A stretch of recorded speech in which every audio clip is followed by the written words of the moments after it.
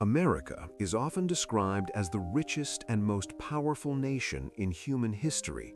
Its military reach spans the globe, its economy shapes international markets, and its culture influences billions of people. But what makes America's story truly remarkable is that its rise to the top was never inevitable. In fact, for much of history, the land that would become the United States was considered unimportant, ignored, and even worthless by the world's greatest empires. To understand how America rose to power, we have to go back to a time when no one even knew it existed. In the late 15th century, European maps of the world were shockingly incomplete.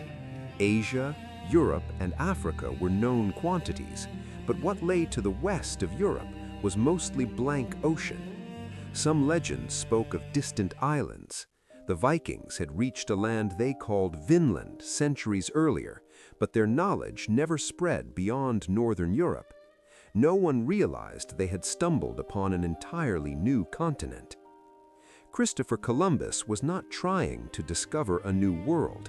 He believed the Earth was smaller than it actually was, and that by sailing west from Europe, he could reach Asia faster than by going around Africa. His goal was spices, silk, and direct access to the wealthy markets of the East. In 1492, when Columbus reached the islands of the Caribbean, he believed he had arrived near India. He never understood that two massive continents stood between Europe and Asia. Convinced he was near the edge of the known world, he called the native inhabitants Indians, a mistake that would shape history for centuries. Columbus did not find the spices he was promised, but he did find gold, or at least enough to excite the Spanish crown. He returned to Spain with stories of wealth, fertile lands, and people who could be converted to Christianity. For Spain, this was more than enough.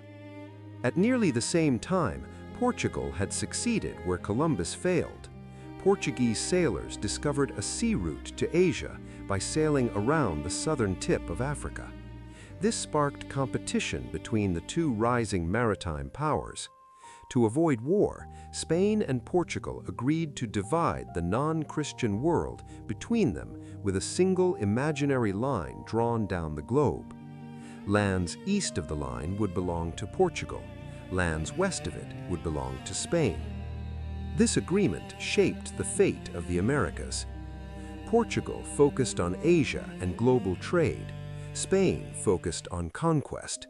Spanish explorers pushed deep into Central and South America, where they found powerful empires like the Aztecs and the Inca.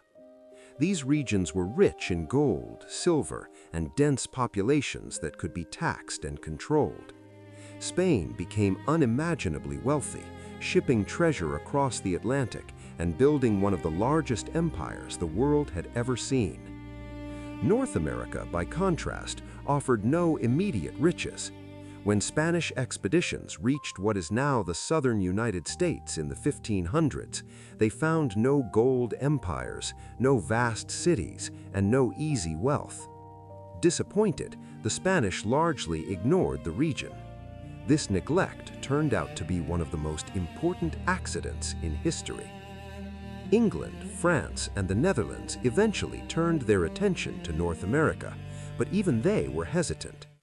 England sent explorers early, but after establishing a colony at Roanoke in 1585, the settlement mysteriously vanished.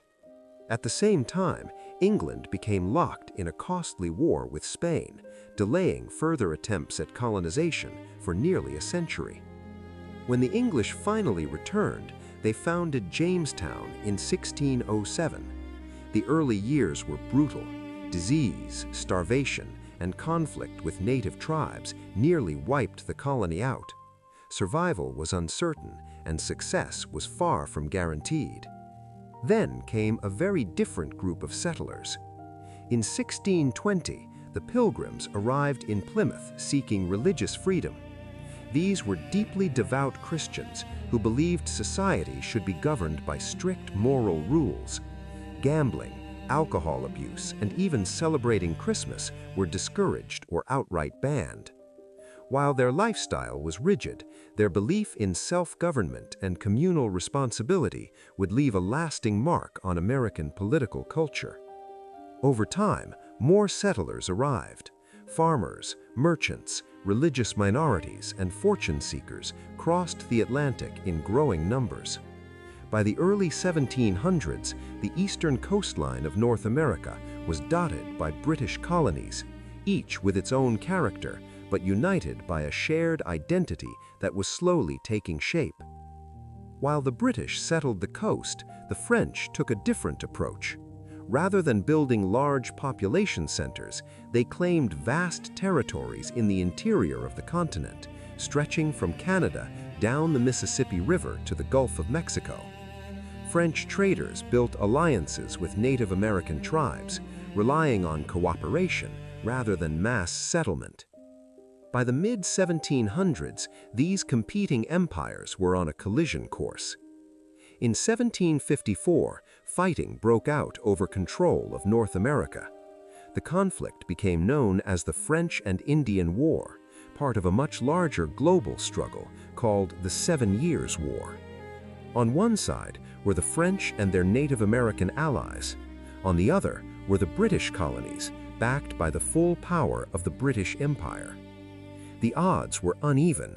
New France had a population of only 60,000. The British colonies had over 1 million. After years of fighting, Britain emerged victorious. France was forced to give up Canada and most of its North American possessions. Britain now controlled an enormous empire, but it came at a terrible cost. The war had drained British finances, and the government looked to the colonies to help pay the bill. New taxes were imposed. Stamps, duties, and trade restrictions followed. To British officials, this was reasonable. The colonies had benefited from British protection, so they should help cover the expenses. To the colonists, it felt like betrayal. They had no representatives in Parliament. They had no voice in how the taxes were imposed. The slogan, "No taxation without representation," captured a growing sense of injustice. Protests turned into clashes. Clashes turned into open rebellion. On July 4, 1776, 13 colonies declared their independence from Great Britain. But declaring independence and winning it were two very different things. The American Revolutionary War dragged on for 5 brutal years. The colonists were outmatched in training, equipment, and experience. What they lacked in resources, they made up for determination and help from Britain's enemies. France, eager for revenge, provided money, troops, and naval support. In 1781, British forces surrendered at Yorktown. 2 years later, Britain formally recognized the independence of the United States. Yet freedom brought new challenges. The government formed under the Articles of Confederation was weak and ineffective. The states acted like independent countries, arguing, competing, and refusing to cooperate. The nation was on the brink of collapse. Recognizing the danger, American leaders gathered to write a new constitution. The result was a revolutionary system of government that balanced power between federal and state authorities while protecting individual rights. In 1789, George Washington became the first president of the United States. The young nation was stable but still small. Nearly all the land west of the Mississippi River belonged to foreign powers. That changed suddenly because of events in Europe. In France, Napoleon Bonaparte seized power and began reshaping the continent through war. He dreamed of rebuilding a French empire in the Americas and reclaimed the Louisiana Territory from Spain. This alarmed the United States. Control of the Mississippi River was vital to American trade, and a powerful France on its western border posed a serious threat. The Americans tried to buy New Orleans. Napoleon surprised them by offering something far more valuable. In 1803, France sold all of Louisiana to the United States for $15 million. Overnight, America doubled in size. This expansion fueled explosive growth. The population nearly doubled every 20 years. Families were large, land was cheap, and millions moved west in search of opportunity. To settlers, the land appeared empty and free for the taking. To Native Americans, it was their ancestral home. Conflicts were inevitable. The United States continued to expand through diplomacy and force. Florida was purchased from Spain. Texas, settled largely by Americans, broke away from Mexico and later joined the Union. Border disputes led to the Mexican-American War, after which the U.S. acquired California and much of the Southwest. By the mid-1800s, the United States stretched from the Atlantic to the Pacific. Internal tensions were reaching a breaking point. Slavery divided the nation. Northern states had abolished it. Southern states depended on it. The debate grew more bitter with each new territory. When Abraham Lincoln was elected president in 1860, Southern states seceded, forming their own country. The Civil War that followed was the deadliest conflict in American history. Hundreds of thousands died, cities burned, families were torn apart. The Union prevailed, slavery was abolished, the nation was preserved, but at an enormous cost. Lincoln himself was assassinated just days after the war ended. Even after such tragedy, America continued to grow.